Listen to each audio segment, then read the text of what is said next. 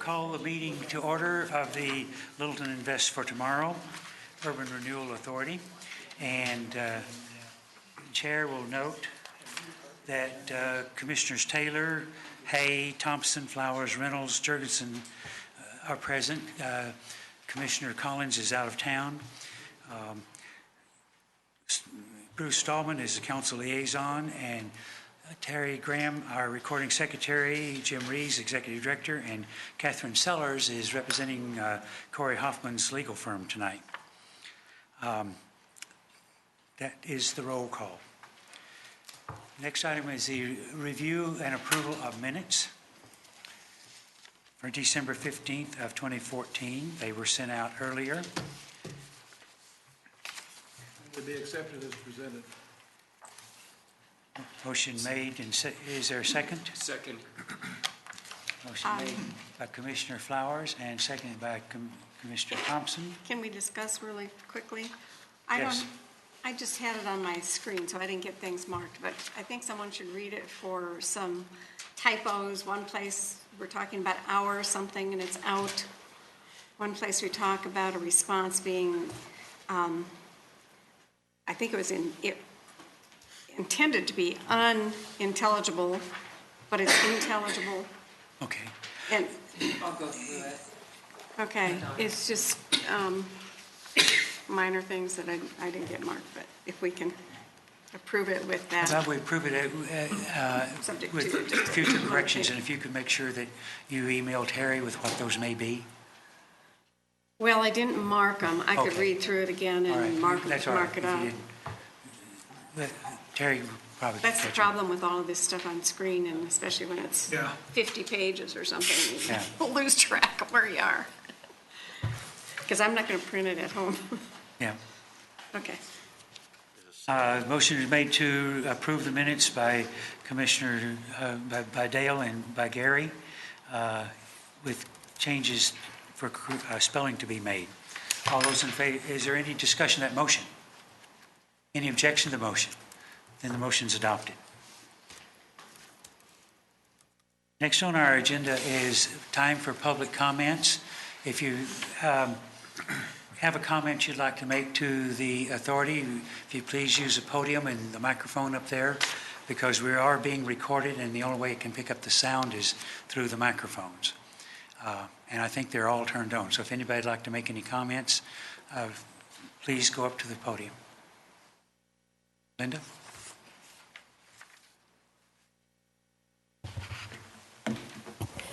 Good evening. I'm Linda Knufinke.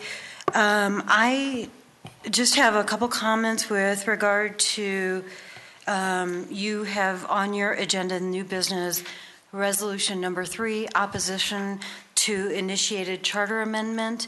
What I wanted to mention is that there is the actual resolution that was passed, or the ballot language is not included in your packet. So I would strongly encourage you to read the ballot language, and if you don't have it, I have it on my phone. And then I would also encourage you to consider a resolution regarding the resolution 54. And unfortunately, I can't tell you what the language is for the resolution 54 because I haven't seen it published anywhere. So anyways, I encourage you to pass a resolution for or against 54, and also to read the ballot language to be able to make a reasonable assessment as to your support or not support of the ballot measure. Thank you. Linda, what's the Amendment 54? That's that's prohibiting city council using eminent domain and condemnations in an urban renewal plan. Okay. Or unless somebody wants to use or elects. I think that possibly could be taken up next month, that issue. So, and I think the authority has knowledge of what the citizens initiated amendment was saying. The language. The language. Specific language. Yes. The specific language has been distributed to the authority, I believe. Any other public comments? Yes, ma'am. Jeannie.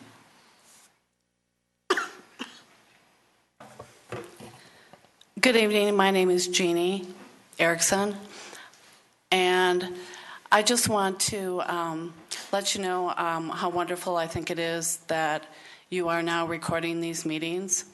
And the only regret I have is that they haven't been recorded for the last 10 months, so that citizens would have been who maybe couldn't make it here could have watched on television and could have been more informed instead of just seeing a few newspaper articles here and there. Thank you. Thank you.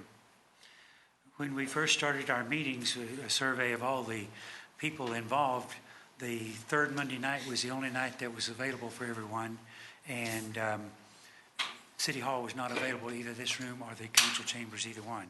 So that's why we were off-site for the first few months of our meetings. Anybody else? Yes, ma'am. If you'd identify yourself, please. My name is Ashley Moore, and I own Santa Fe Sand and Gravel. I am very upset about the communication during this whole process. We did not get any postcards when this first started going. Everything started happening. We didn't get anything in the mail of anything that was going on. No one will return our phone calls, so we've probably called the hotline maybe 10 times. We've left different messages for different people in the offices. No one's returning our calls about anything. I don't have a copy of our blight study on our property. Letters, I mean, our lawyer sent a letter trying to get us omitted from everything. No response, nothing. I just don't like the way that this has been dealt with. I just feel like you're trying to put us in the dark, and it's not okay to do that. And something needs to be done about that. Better communication. We use the county's assessor's property records for addresses. We did get a number of them back as being undeliverable for some reason. Whether yours was one of those or not, I don't know. But we use the county assessor's property records for mailing the addresses. What about the phone calls and the hotlines? Mr. Rees has tried to make a contact with everyone who had made a phone call. Do you want to make any comments about? Well, I have returned every call that I've been given notice of, and our public relations firm mans that list and sends me a list weekly, and I don't recall having your name on there at all. It might have been under your given name. Ashley and our attorney, both of us, we've also sent letters in to try to get omitted a while ago. Have you sent them to LIFT, or do you send them to the city? Whatever the address is. Sent multiple letters because nobody will respond. Because I have a written log of every phone call we've ever received. We just want to know what's going on, just communication with us is all we Yeah, want. I'm sorry. At one of the meetings, you guys said you were going to go to every residence or every place that you said was blight and Business talk owner or about it. property owner. Well, no one came down to us. No one talked to us about anything. We have not gotten anything about anything. So someone's trying to push us I'll out. have and- our records and see what address we have for them and make sure it's correct. But Can you basically give they Jim take. your contact information Yes, I can. now? so that Yeah, he give it to can- me and I'll get I back mean, to the you. assessor has no problem sending us their information, so if you're using their addresses, obviously we can be found. Apparently, we must have a wrong address. I mean, that's all there. If you say that you've done this, I just baffled, but I'll check. We will try to do a follow-up with you, Ms. Moore. Anyone else? Seeing no one, then we will move on then to communications, which was the January financial report.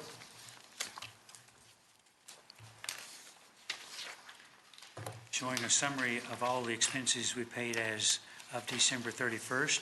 It does include a draw on the city loan of $50,000, and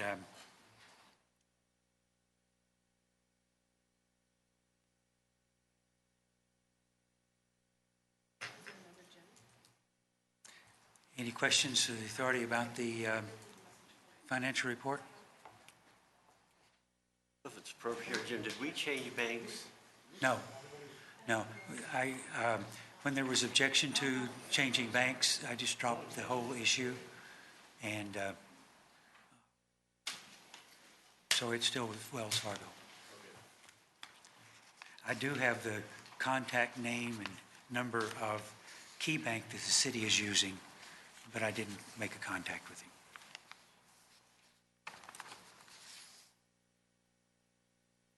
Any questions about the January financials? Get a I guess, motion Jim, to, Jim, we're saying we don't have any payables, that everything that we're aware of is current. that's right, everything is current. Can I get a motion to accept the January financial report? So move. Second? Been made and seconded to accept the January financial report. Is there any discussion of the motion? Any objection? Then the motion passes. Moving on to unfinished business. The 3 items that are listed there are all items that we discussed at our December meeting. And you could interpret the minutes to say they were adopted at that time with changes to be made. Everybody was supposed to send comments into Ann for any changes, and Ann sent those back to me, and what's in your packet tonight is what Ann sent back after comments were made. So I had these 3 on here to really confirm that we're adopting those tonight. Those confidential financial statement, the funding request form, and the project submittal requirements.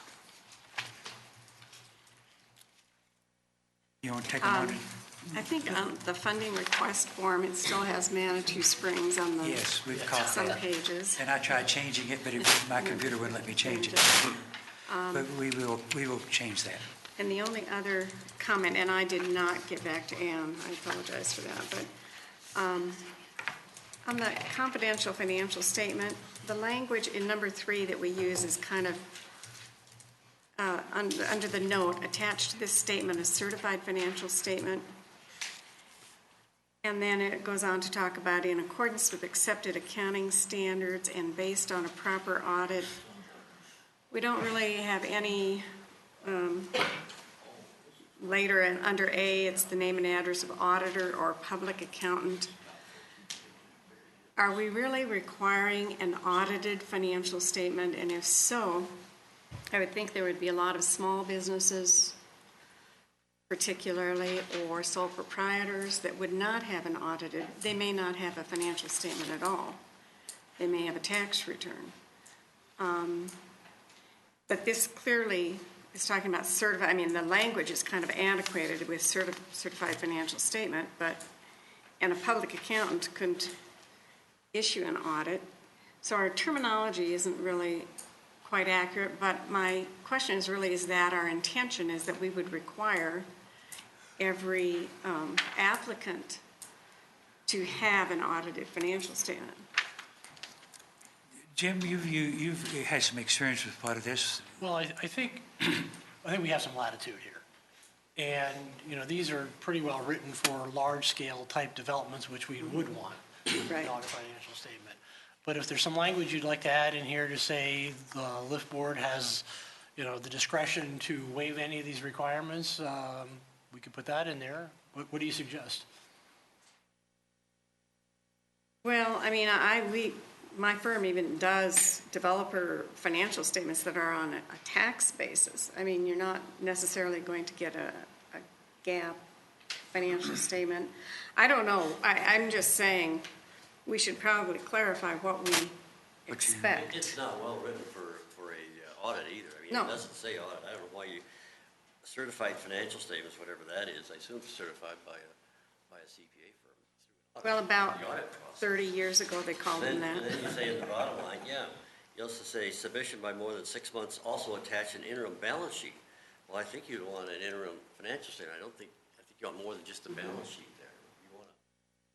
We want an audit, I think, and then we should ask for audits from these, and interim financial statements that are prepared in accordance with generally accepted accounting principles. That'll at least mean at least a compilation or something. And then we can go on to say, depending on the size of the business or something, if they're small businesses, don't have an audit, we'll make A other- reviewed we financial can review statement, financial reviewed or statements and make compiled. Other arrangements or something for financial information. So we could say something like, LIFT will consider exceptions for small businesses that don't have those? Right. Yeah. Something to that effect. Yeah. That's, I think that's what you want to do. If you got a developer comes in and wants to do a big project, we're going to want to see certified financial statements. That's a whole lot of other things. Let's just say audited financial statements. Yeah. Rather than that certified Certified. language. Audited financial statements by a certified public accountant. There aren't any other people, there aren't registered accountants doing those anymore. Set aside for small business. And you can identify what a small business is. I think that the authority can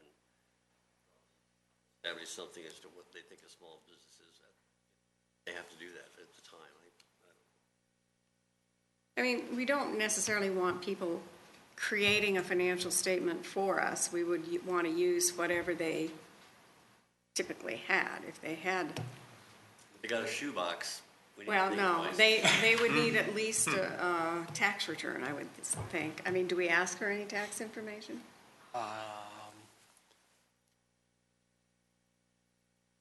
I don't think we do.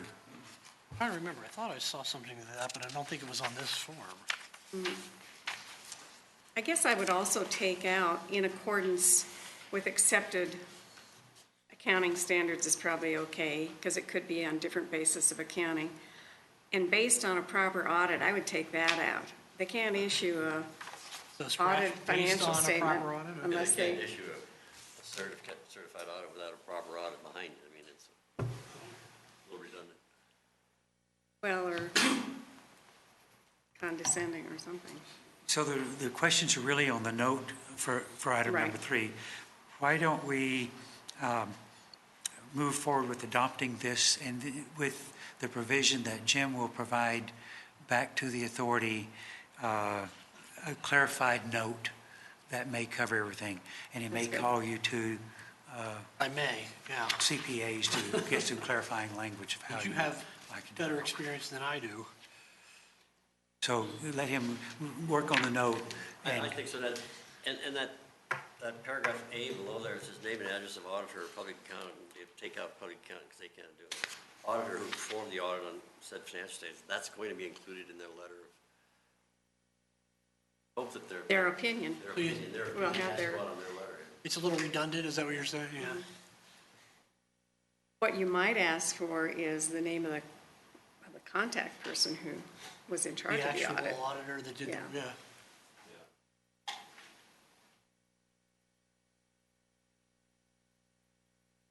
Jim, you got most of that? Well, I may call you, LaDonna. Okay. I'll call you too. I'll call you both. Any other questions about the confidential financial statement then? If we have a motion to adopt the confidential financial statement with the proviso that note A, the note under 3 and A under note will be clarified and be presented back to this authority next month, Sure. confirm. I can notes, email all it right. out ahead of time. Well, There's no reason to email wait it that out long. and- Okay. That work? Okay. Anybody want to make a motion? I so move. Second. Motion made by Gary, seconded by Justin to adopt the confidential financial statement with the note and A under 3 to be clarified and looked at next month's meeting. Okay? Any other discussion? Any objection to the motion? The motion's adopted. Funding request form. Any questions about that?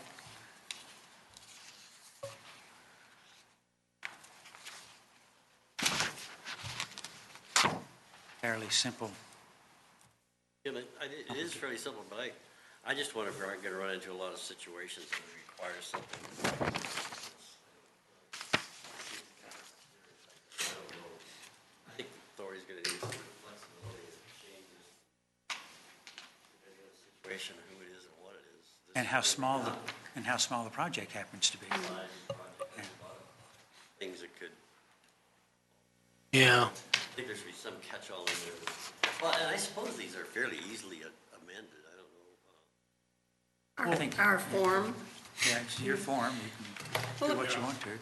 Once somebody submits this, how much going back and forth is there? Is questions Quite a come bit. up or quite a bit? Yeah, well, this, So- again, we're at the beginning stages of a project here, and so my thoughts are simply that they may or may not have all this information at this point. I mean, these are, gross building areas, restaurants, I mean, they may not necessarily have it in the very beginning of the project. So I always instruct applicants to fill it in as best as they can at this point, so the board can get a good understanding of what the project's all about.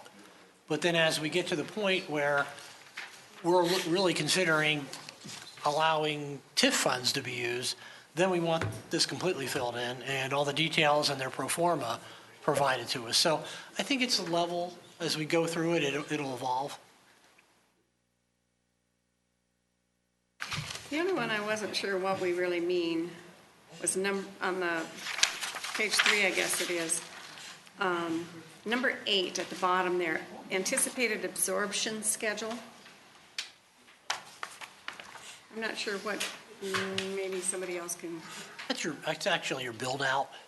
In other words, if you have a retail, particularly a retail complex, shopping center, how fast is that space going to be online? okay, so it's not necessarily tenants in, it's just the building project completed. Is that- Right. Well, when it's fully leased. That's what I'm thinking. Okay. I guess I just wasn't familiar with that absorption. No. It's a- So It seems Retail- appropriate. everybody understands that, all the developers, okay. Bruce? Then we'll assume that they'll know what that is. Jim, on the bottom of page 2, I mean, essentially I don't think you're going to be able to get a good picture of what the economic gap is without seeing the full-on economics. And to do that, you need multi-year cash flow. So, yes, and I don't think that's what's implied here. I really think what you need is some minimum period of time, 5, 6, 7, 8, 10 years, and then a terminal value. You need cash inflow, cash outflow, cash inflow from revenues, cash outflow from upfront capital expenditures. Yeah, usually you're applying here till a point that the project reaches stabilization. But the concept of an IRR is based over the life of the cash flow. Yeah. And if you just do a stabilized year, you can't really get that number from 1 year. No. And I think what you're really sort of begging the question here on is if somebody's coming in and telling you there's a gap in the economics, you need to understand what the assumptions are behind the cash flows. And if you don't ask for all that information or provide some sort of a spreadsheet that says you need to fill this out and provide the assumption set, then I don't think you guys really are going to have enough information to adequately gauge the economic gap they're asking you to fill. Because essentially the answer is, if they've got to pay all the upfront CapEx based on the cash flows, you're going to get an internal rate of return of X. And if the Urban Renewal Authority, if LIFT provides some of that upfront, then their cash flow upfront, cash outflows is what I'm trying to say, is on the capital expenditure side of the project goes down and the economic Right. return It's goes better. up. Yeah. Yeah, and you need to see the delta and what the assumption set behind all of that is so you can question it. Yeah, so typically what I do is I ask them to do it both ways.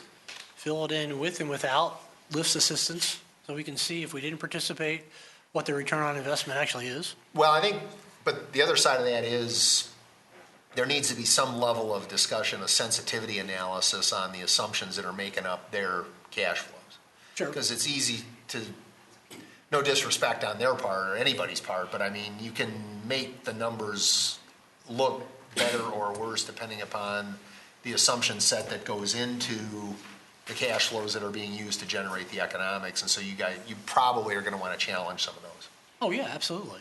So if the more information of that nature they give you, the easier it is for the board to start asking those kinds of informed questions. Yeah, and before it gets to you, I'm going to ask all those questions when I go through their pro forma, just to see, what their assumptions were. Well, do we make them do you request that they document those assumptions in writing? Is that a part of, I know if I did a projection, I have to do that. Yeah, Do you require that? I'd recommend it. I think whatever you're going to ask them, if you're going to ask them for pro formas, you need to stipulate that they have to provide the assumptions behind the numbers that are included in the pro formas, and you'd like to see so many years, 10 years of pro formas if you can, whatever, it depends on the nature of the project. If it's a small project, you probably don't need that much, but if it's anything of substance, you're going to want to see some significant details. I just think you need to ask for more than, what you're asking for is fine, but I think you need to ask for more. Well, typical development pro forma is probably 25 pages. It's, that detail is usually what we get. Which is totally appropriate, but you might communicate that that's the expectation level. Maybe that's normal in the business and that's fine, but I guess I'd just make the suggestion to you guys that you need to probably spell that out on the form so people aren't confused. Would you like to offer some sort of amendment to this list? I don't know if I can do that. Since I'm not on the board. But you can make that suggestion, Well- somebody else can do it. Sure. Is part of it just project operating results, stabilized year? Is that really what we need to I think you need pro put in forma, there, 5-year? pro forma cash or flows, something? 5-year minimums with assumptions. Stabilization in year 4, whatever, yeah. I don't care when the stabilization is. I think you want to see what's going on. If it takes them 5 years to stabilize the cash flows, that's, to me, would be an issue in and of itself. But, to your point, Jim, I guess I would suggest somebody make an amendment or offer up that this needs to be annual cash flows over some time period with assumptions identified and pro formas explained, that kind of thing. And you can put an example amendment, attachment behind it if you want to say, see, attachment A is an example of what we're talking about kind of thing. If you've got one. Okay.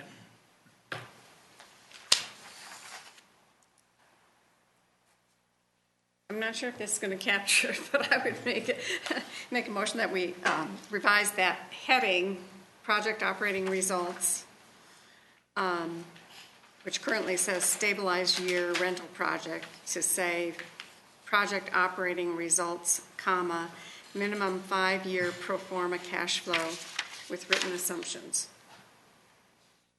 You might even say after-tax cash flows, to make sure that the tax effects are Pro forma, okay.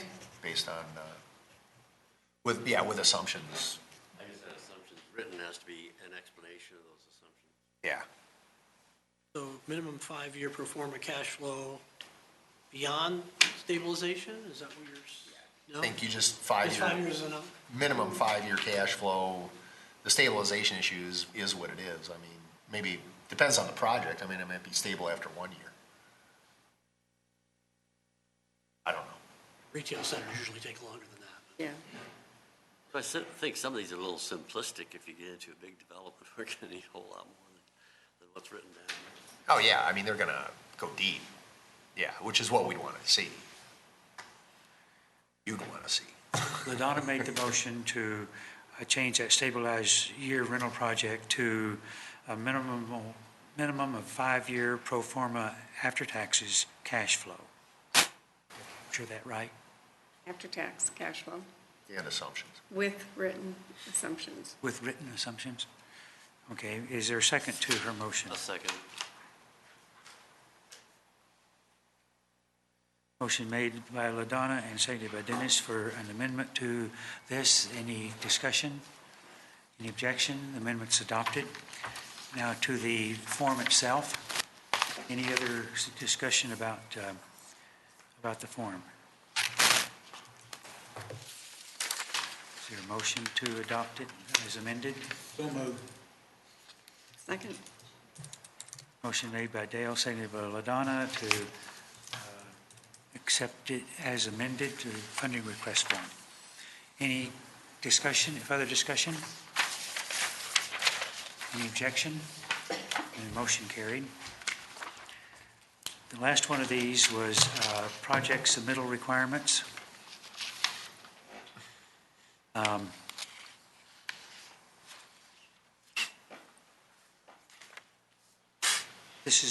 This is what really tells the developer what they've got to do to move forward with any type of help from us. And again, this is scalable. Again, there's a lot of, things in here that a small business may not necessarily have, or a small property owner. Again, I think we instruct them to fill it out to the best of their ability, and you have the right to waive any requirements.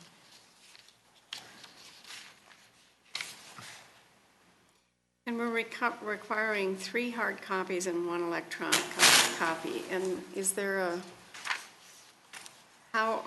what's the intention for the 3 hard copies? I don't know. Why don't you just I'd do like to have a hard electronic? copy myself, and I'm sure probably the accountants that we'll probably use to go through it would like a hard copy as well, but there's no magic to that. Okay, well, I mean, that's fine. I just thought maybe it was kind of designated, Corey probably would like it, yeah. who this we're going to. Okay.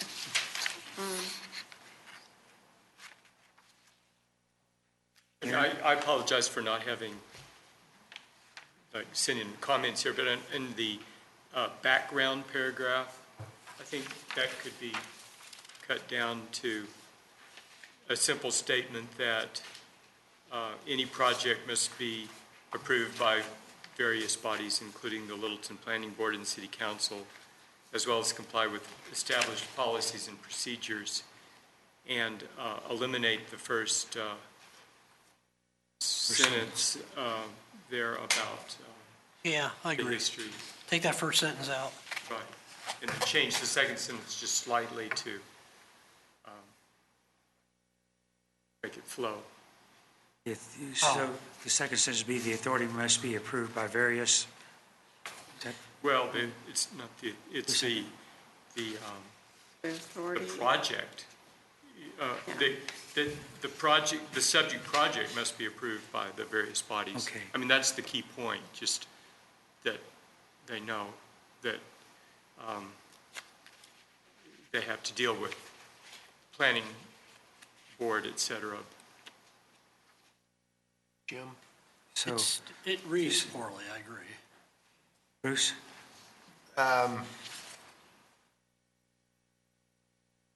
So two comments.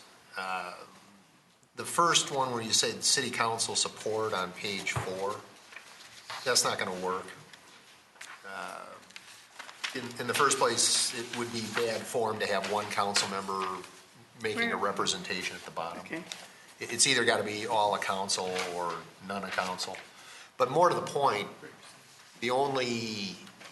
my understanding, the only time council is going to see one of these back is if there's a rezone, because we approve the plan.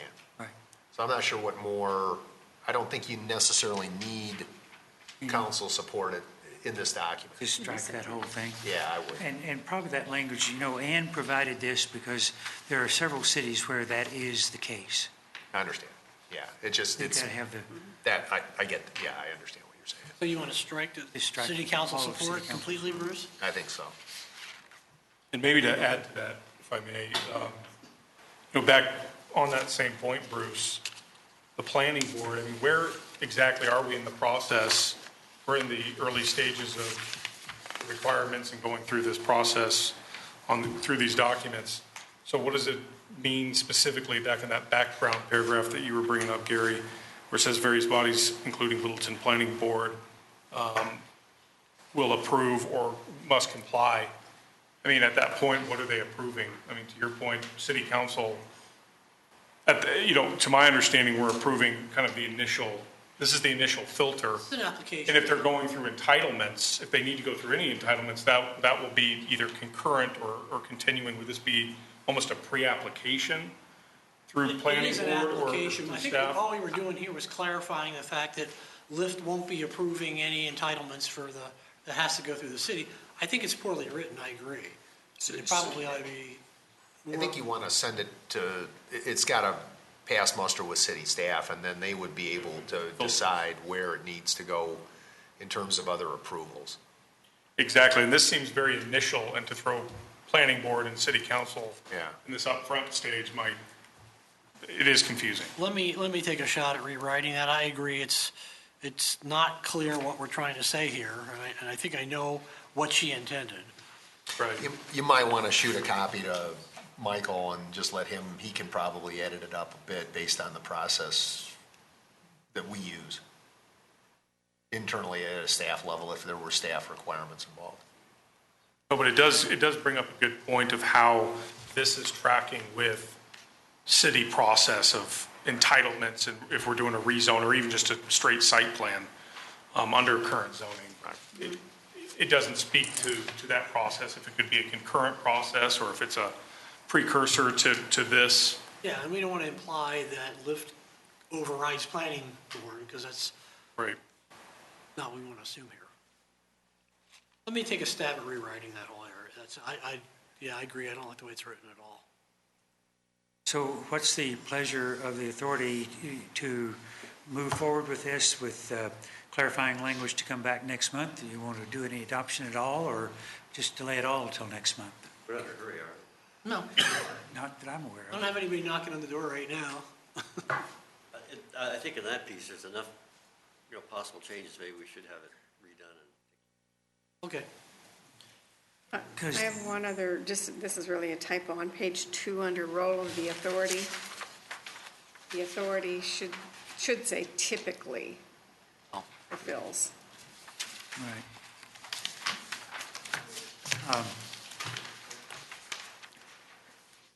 Okay, we will not take any action on this one, but let me bring up then the other issue which I failed to get on the agenda. Last month, Ann provided us some other documents. One's just going to take some discussion to do. It's going to take, and was suggested last month, we work on a workshop, 3.5 hour workshop to kind of clarify what those things were. You remember this discussion? Mm-hmm. So what I'd like to suggest is that set a date for this workshop, maybe somewhere in the last week of January, or last 2 weeks of January, somewhere in there, for maybe a Saturday morning for 3 hours, if we think we can get it done in 3 hours. Invite Ann to come help lead that discussion if you'd like. And then you might also talk about this project submittal requirements at the same time. So everything's ready when it comes back. Then at the February meeting, everything's already, that language has been done. I'm going to be out of town. End of January? And the first week of February. But let that hold you up. Well, given the fact that we're going to have a pretty small board here very shortly, I think it'd be good if we had those of you that are staying To do what? to participate in this kind of workshop. Yeah, Rather pointless if most of the board isn't there. yeah. And what's our timing on this one? Is it It's just policies and procedures I think you need to have in place before a developer comes and knocks on your door. We are going to have a turnover on the board. The most critical thing we adopted in December, which is the thing that gave Jim permission to go talk to developers. Oh, the pre-development agreement, yeah. Mm-hmm. And so that was the most critical thing we had to do. These other things can wait for another month or two. But I agree that we need to have the members of the board there. poll the board and see when your availability is. Do a Survey Monkey or something? Yep. That'd be good. Right. Okay. The same thing, one of those, what do they Oh, I'm sorry. call it, polling for dates. Yeah. Dennis, you probably need to get the microphone a little closer to you. There's some, there's software for that, and I do it on some other organizations, and you just fill out a little. Google or Survey Monkey. Survey Monkey, that's what I was trying to. There's Yeah. a handful of pretty Yeah, user-friendly. Survey Monkey is And one then of you them. get everything, you got it, for whatever period of time you want it. Okay. Any other unfinished business? All I was aware of. Let's then move on to new business. And the first is resolution number 1, which is an amendment to amend our 2014 budget. If you recall, we started out with a little over $142,000, and we spent that and then had to get a loan from the city, which is shown as part of the amendment, and also shows our expenditures that we made through 2014 with an ending fund balance of $10,953 as of the end of the year. The expenditures are broken down in the way in which we adopted the budget. And so it shows what we adopted and then what we spent.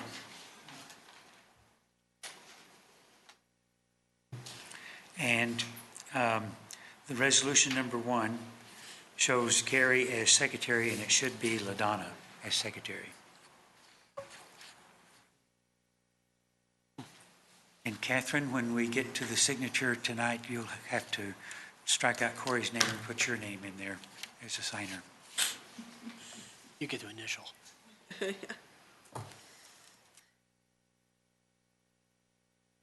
Any questions about the 2014 amended budget? Okay, because this is an amendment to the budget, it is typically calls for a public hearing. So I will open up the public hearing about the issues in the 2014 budget as amended. Would anybody like to make any comments from the public about the amended budget?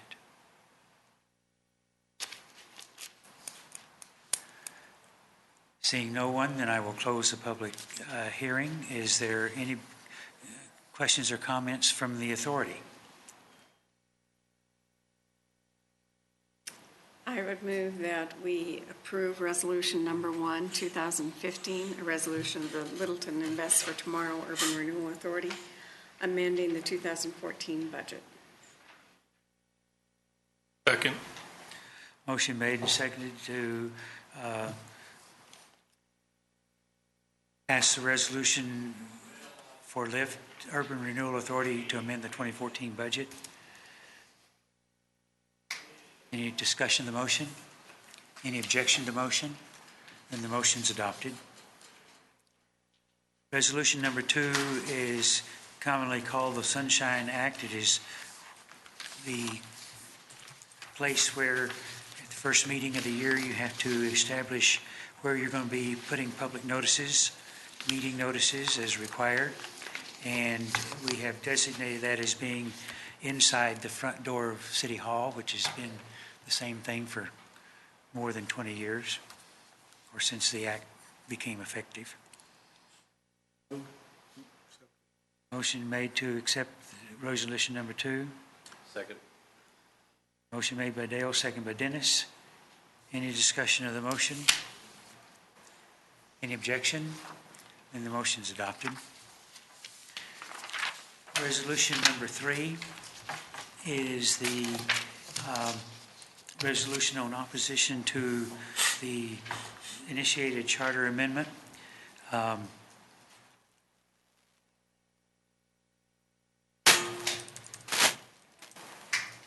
Does anybody think we need to make an amendment to that?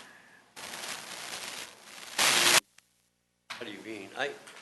I'm not sure that we should be taking a position on that. charter amendment at all. I think we should probably just stay out of it. That's pretty much what other municipal boards have to do is, stay out of that.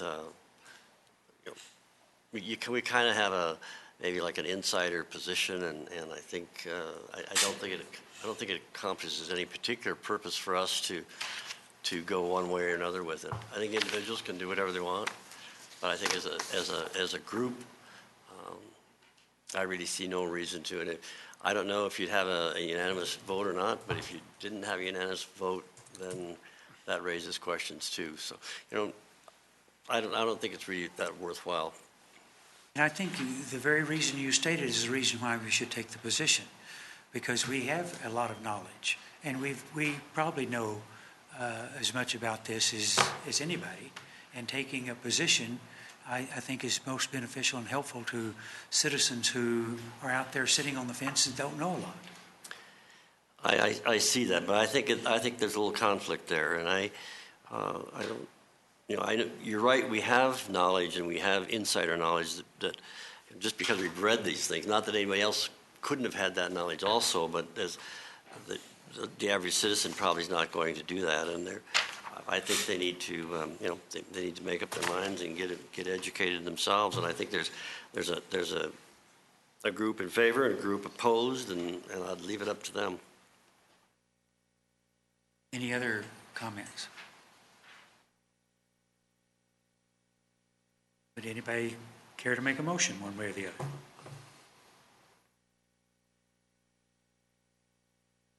So moved. To do what? To adopt this resolution. To adopt it? Yes. Okay. Yeah, I'll second that. Motion made and seconded to adopt. Any discussion?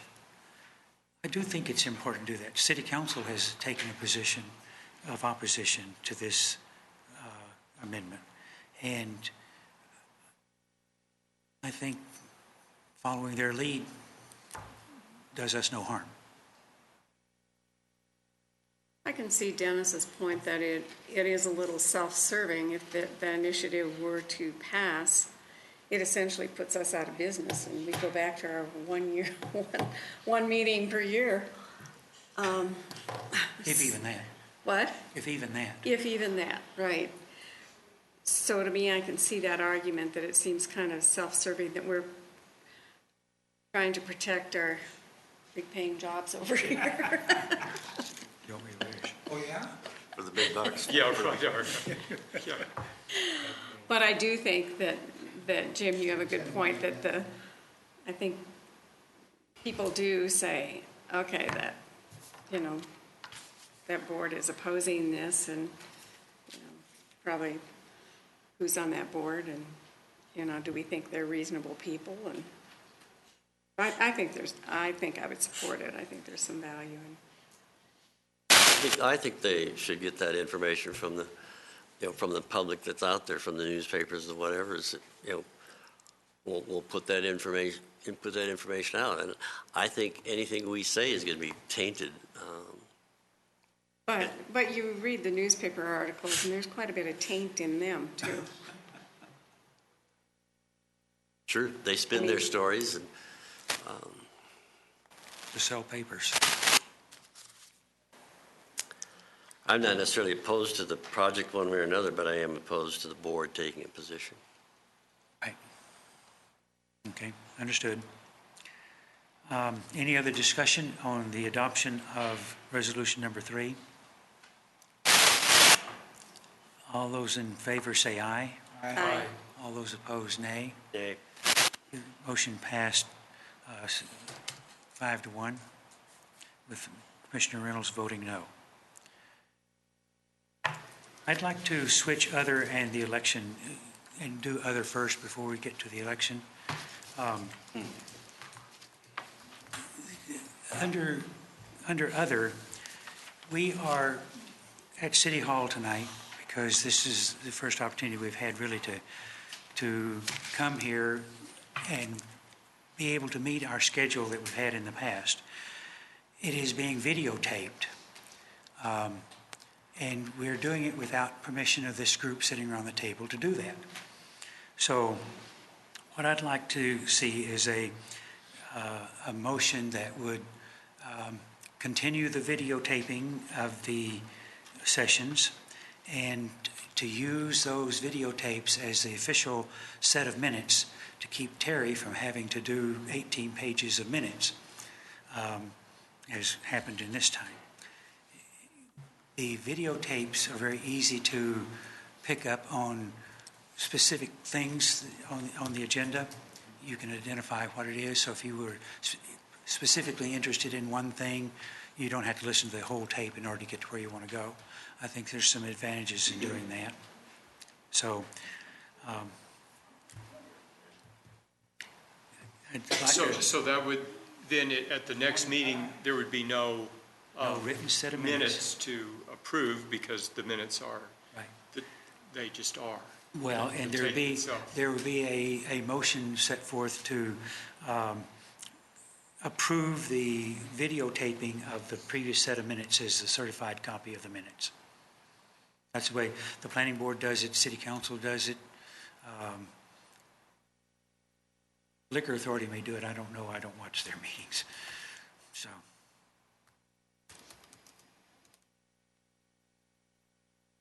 You said it's easy to find what you want. I mean, to me, before, if I'm going to approve the minutes, I always read through the minutes. I don't know if I want to listen through the meeting again, you know? What do you do from a practical standpoint and when you approve those minutes? And I don't know, I guess maybe the approval is kind of not important because, you know, the recording is the recording. Is that what everyone? We don't want any 18-second gaps in the tape, or whatever it is. Check. Yeah, because be verbatim. Yeah. You know, you can't change it. There shouldn't be any amendments made to it because it's what was said, what was done. Right. The city clerk on ours, and I think planning board as well, goes through and I think reviews it and sort of at that point in time, yeah, it's out there to perpetuity. So The does reason for reading, so is the approval of the minutes in the next meeting just a moot point then? no, we do what Jim said. We go in and we have a motion at the beginning of the meeting to approve the clerk's certification as the true recording of the minutes for the prior meeting. And it does, I mean, the reason we go through and reread everything and had to do it in writing was the catch to make sure everything was transcribed the way we recall. Now we don't have to do that because it's out there on the tape. Because it's a true certified copy of what was done. Do we need a motion? I think I'd feel better if we had a motion to move to video recordings of our minutes. I would move that. I think it's a good deal. Second. Motion made by Dennis, seconded by Dale to go to a video recording of our minutes. Any further discussion? Any objection to the motion? And the motion's adopted. Second thing is, this is Terry's last official meeting. Terry has been our recording secretary since 1982. And, You don't look that old. sorry. Your hand's tired. So after 33 years, she's saying that these 18-page minutes and 17-page minutes are getting a little bit to her. So this is her last meeting tonight. What I would like to ask permission from this authority is to get a plaque for Terry, because Terry doesn't get one from the city. All of us, when we retire, get a plaque from the city. But she doesn't because she's not a member officially of the authority. So I'd like permission to get a plaque for Terry and present it to her at the next meeting. Okay. That sounds good. Terry, would you rather have something other than a plaque? Well, you know, New car. Terry's been a real bargain. She charges us $10 an hour for everything she does. I mean, where are you going to get secretarial services for $10 an Oh, hour? my goodness, yeah. You cannot do that. And that's all she's ever charged the authority is $10 an hour. I questioned her last bill. As a matter of fact, I questioned the last 2 or 3, saying, are you sure this is accurate? And she says, the rest of it is just volunteer time.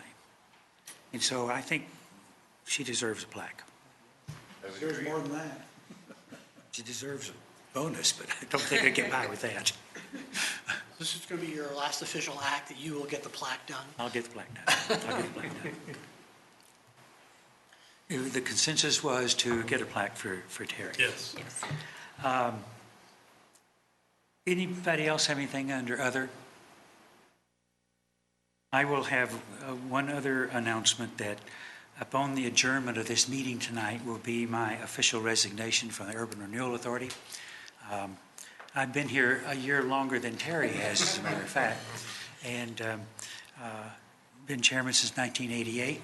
I think it's time to move out and do something else with the other 11 board of directors I'm serving on right now. So anyway, it'll be the end. The last item on the... May I just, I'll make my parting comment. Yes. Because as of this meeting, this will be my last meeting. The City of Littleton wisely has decided that board members should be residents of Littleton, and I certainly agree with that. And in discussion with Michael Penny today, I certainly was welcome to stay, but I think it makes sense that citizens take this very important project and take care of it. So it's been only 25 years for me. Right. You're a youngster.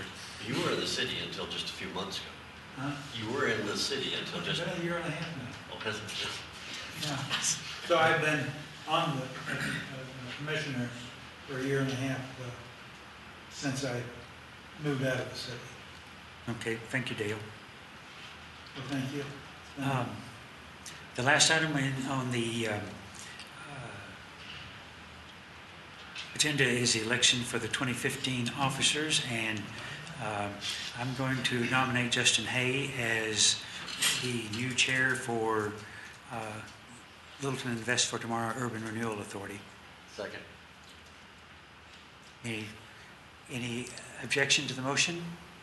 Then the motion's adopted, and Justin, you're the new chair. Congratulations. Thank you. I'd also like to nominate Gary Thompson to continue as vice chair. Second that too. Motion made and seconded. Is there any objection to that? Then that motion's adopted. I'd like to nominate LaDonna Jurgensen as continuing as secretary for the authority. Second. Or nominate. Whatever. All right. Any objection to LaDonna continuing? Then that motion's adopted. So we have officers for 2015. Congratulations to all of you, and good luck. Is there anything else we need to do before adjournment? Well, I have one question. When we're talking about this workshop, we have 4 remaining board members, and it's from the list that we got of expiration of terms. Dennis's term expires March 31st. But he's eligible to be reappointed. I think you have to apply. You have to apply by the end of the month. If he, In the what month? This month, January. Gone. That means you can apply tomorrow, Dennis. Apply tonight. I haven't applied for a board for 30 years. Actually, you do. Every 5 years you've I do. You're right. been applied. They call and ask me how I want to. Yeah, that's right. well, So- and someone had mentioned to me that they thought our board terms were incorrect.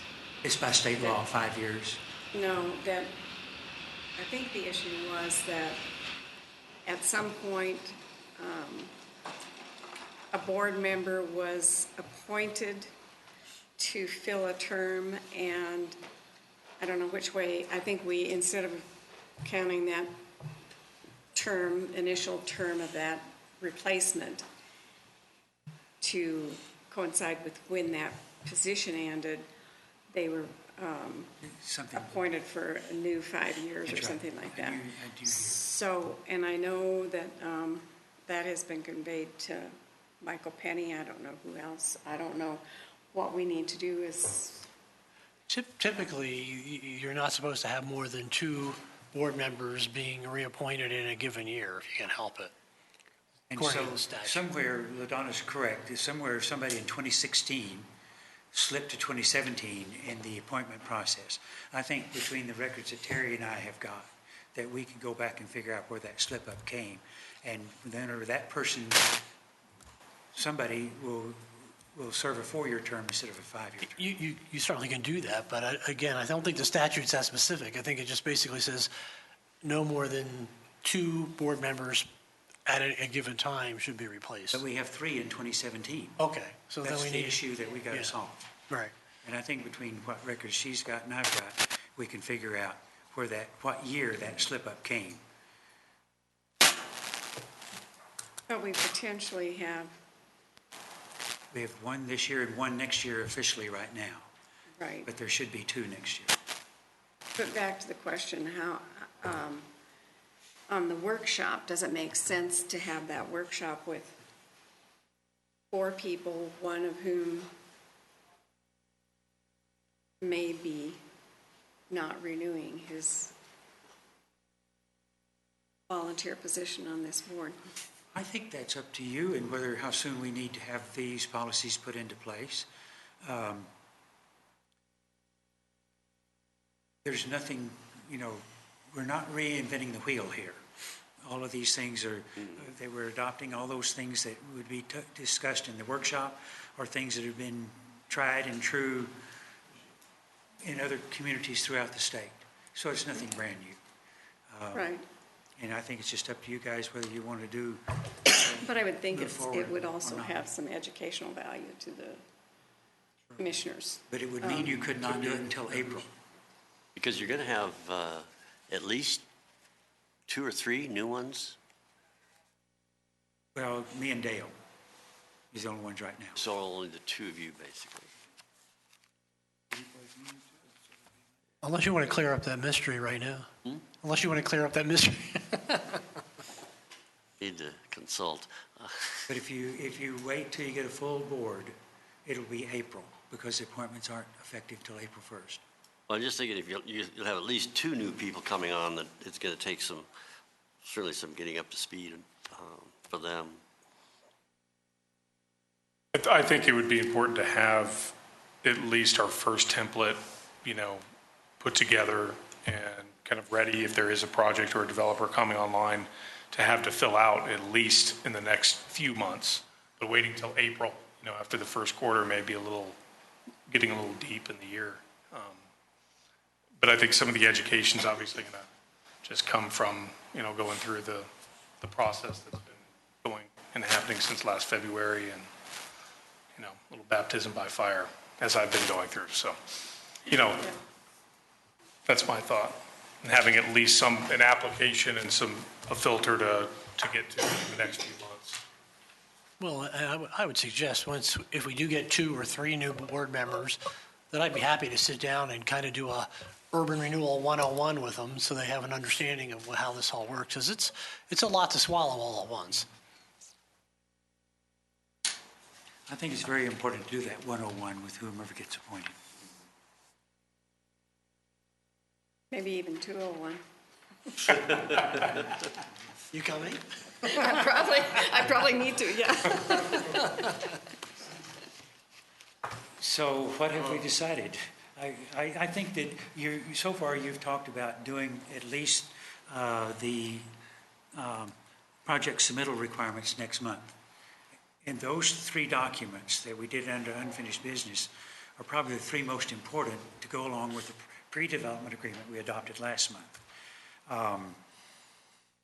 And then the other things, I'm not for sure that they're, I like your opinion, but I'm not for sure they're that critical to have in place by April 1st. I think the other 3 things that can wait. Part of it is just organization, how you want everything organized within your operating procedures. I would agree. I think the forms that we have are what I need to get going with, yeah. So once we get through February and get these forms in their final state, we can run with that. A lot of the other things that were in that workshop format that Ann sent out are things like mission statements, and those things are not crucial to have before we get going on a project. That's right. So they can wait till April, I think. So you would not do the doodle poll about a workshop at this time? I guess I probably don't need, you're right. You don't need to do, if we're going to do it in April, and I kind of agree with that. Like you said, in our next meeting, we need to come with a new terminology and a review and potential approval of the documentation. Yeah, yeah. Project submittal, et cetera. Postpone the workshop until after the Unless you're new, out of town. after the new board members are in place, Okay. once we have a new board. Okay. All right. Anything else?